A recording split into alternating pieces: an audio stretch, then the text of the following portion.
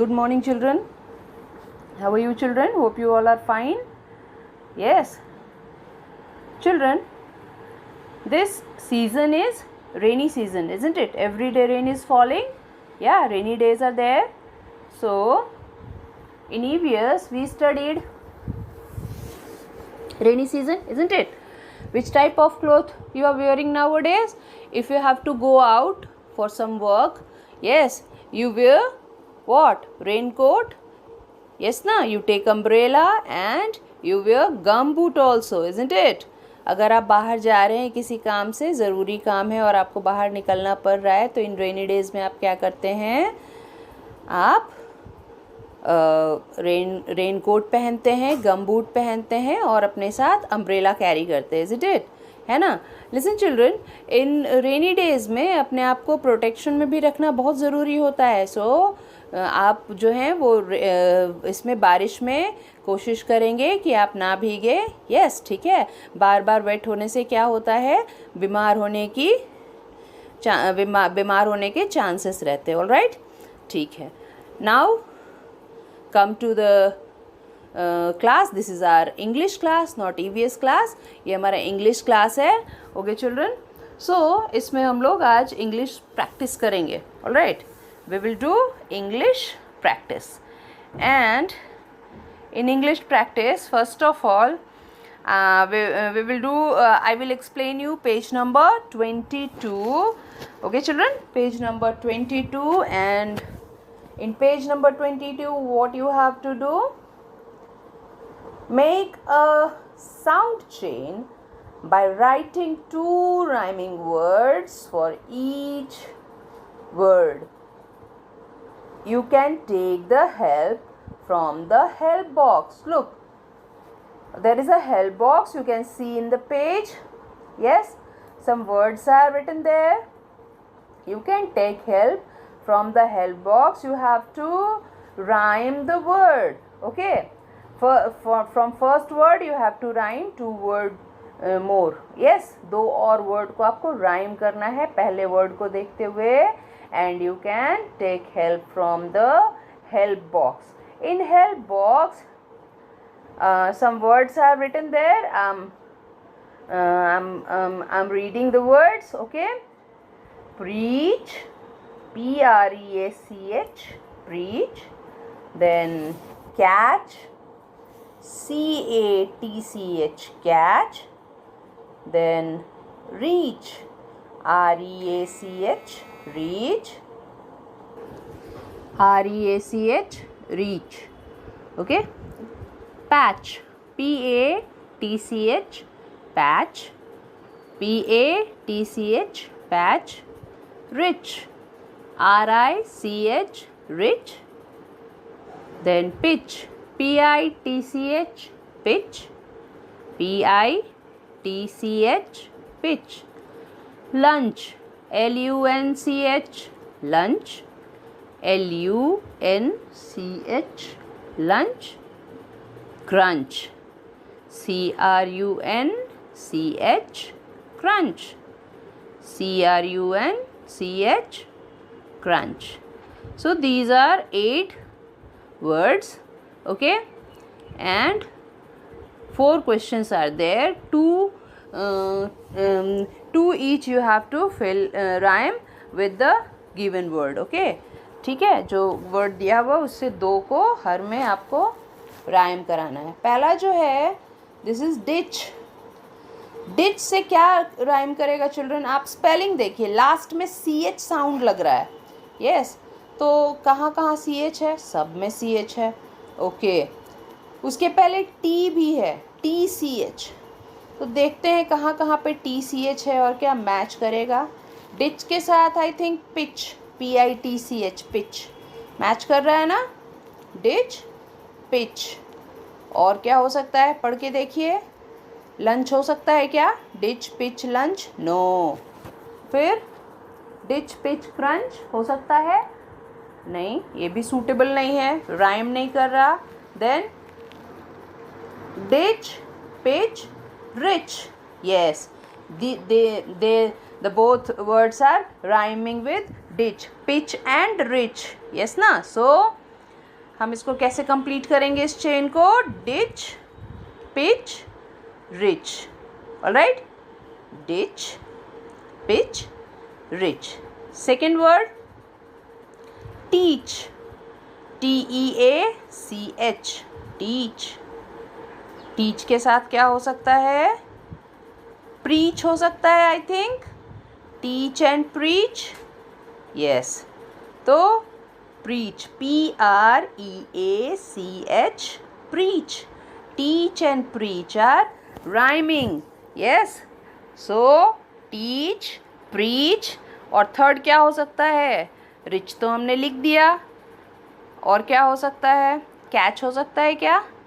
Patch हो सकता है? No. Teach, preach, reach. Reach भी हो सकता है, रीच भी राइम कर रहा है, REACH, reach. So we will write what? Teach, preach and reach. Alright, ditch, pitch, rich, teach, preach, reach. Alright, now third is munch. Munch, MUNCH, munch. So how can we rhyme it? Munch से क्या rhyme कर रहा है children? Help box में देख के बताइए. Which is the rhyming word of munch? I think lunch. LUNCH, lunch. Lunch is rhyming na with munch? Yes. Munch, lunch and one more crunch. CRUNCH, crunch. Lunch, munch, lunch, crunch. Okay? So third is also done. Come to fourth one, the last one, batch. BATCH, batch. BATCH, batch. और कितना रह गया? Left कितना है?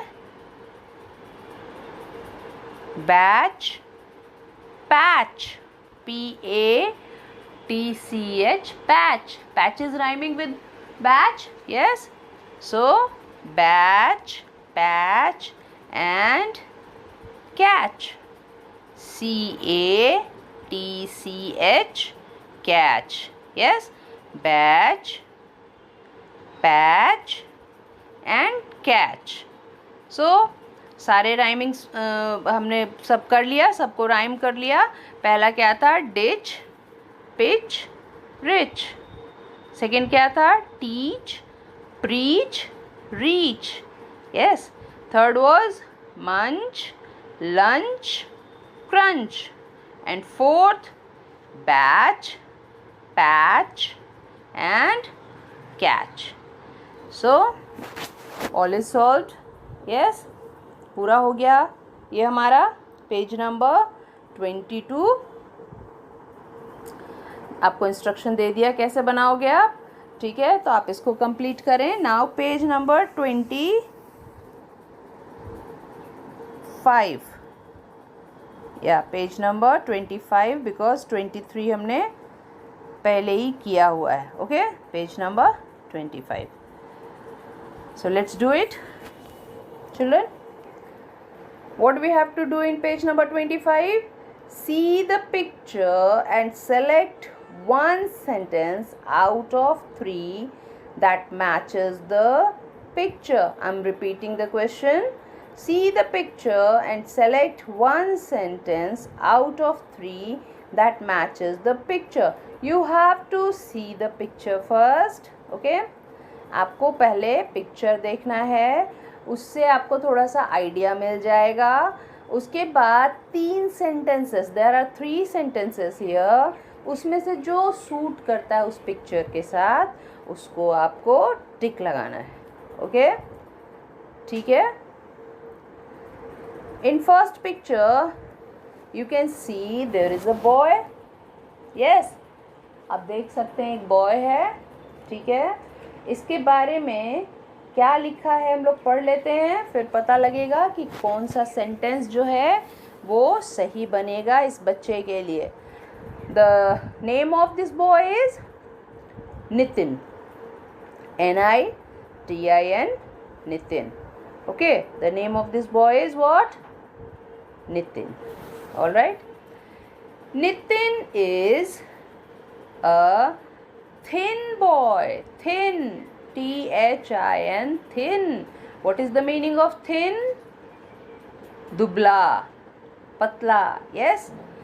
So Nitin is a thin boy.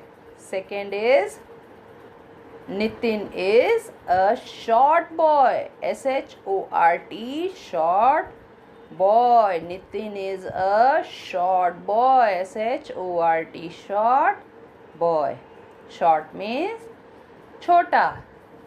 And third is Nitin is a fat boy. Nitin is a fat boy. Fat means you know ना, मोटा. तो अब आपको इस पिक्चर को देख के क्या लग रहा है? Which sentence is correct? Which sentence is suitable with the picture? बताइए. Can you tell me children? Nitin is a fat boy. Yes, Nitin is fat ना in this picture. See the picture. Nitin is fat, isn't it? Nitin हमें थोड़ा fat दिख रहा है ना? Yes, Nitin is fat. So, you will take a fat boy. Nitin is a fat boy. Okay. Come to next question. Okay. Second is the stick. You can see a stick in the picture. Yes. The stick. S-T-I-C-K. The stick has 3 thorns. 3. T-H-R-E-E. 3 thorns. T-H-O-R-N-S. Okay. The stick has 3 thorns. Second sentence is the stick has 5 thorns. The stick has 5 thorns. And the last sentence is the stick has 30 thorns. The stick has 30 thorns. Okay, first you count the thorns in the stick. How many thorns are there? 1, 2 and 3. Only 3 thorns are there. Yes.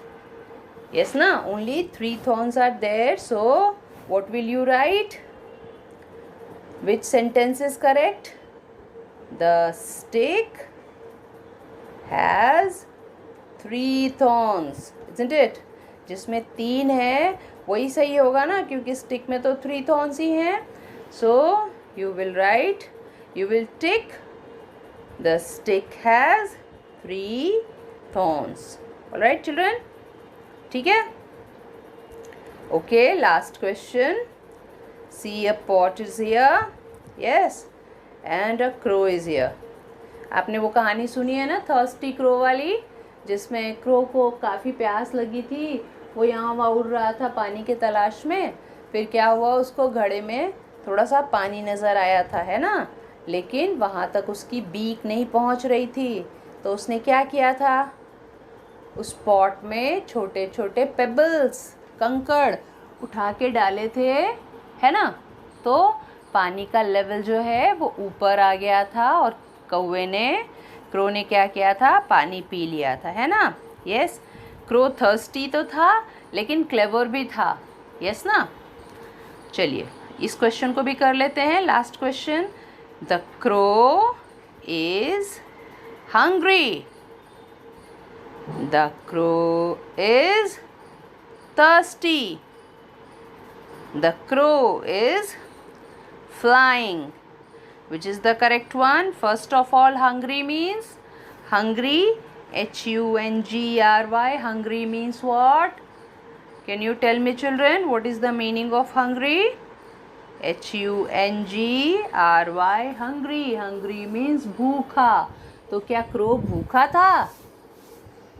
Second is thirsty, THIRSTY, thirsty, THIRSTY, thirsty. So is the crow thirsty? क्या crow प्यासा था? thirsty means प्यासा होना.